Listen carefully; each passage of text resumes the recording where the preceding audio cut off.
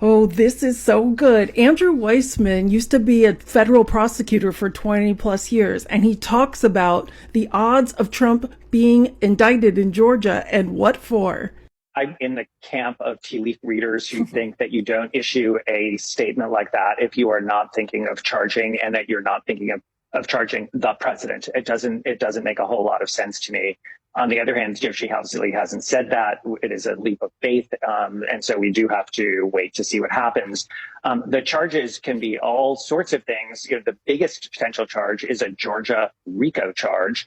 And I think it is worth noting that people go to jail for that. I mean, just think about the seriousness of a RICO charge, but also undermining an election is obviously an incredibly serious charge. I do not think it is the case that if you have Secret Service protection, that means you will never go to jail. There are lots of people who are in witness protection who are protected in federal and state prisons. So if there are charges against Donald Trump and if he was to be convicted, those are two big ifs.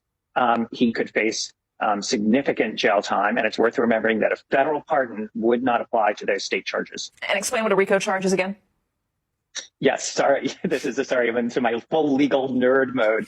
So a RICO, best way to think of a RICO charge is it's really a sort of fancy term for a conspiracy, and it's made up of component parts. So you can have all sorts of individual charges that are part of an enterprise, that are part of a group. So it's used typically in organized crime cases to say, this is the Gambino family, and they've engaged in extortion, loan sharking, assaults, bid rigging, all sorts of what are called predicate crimes.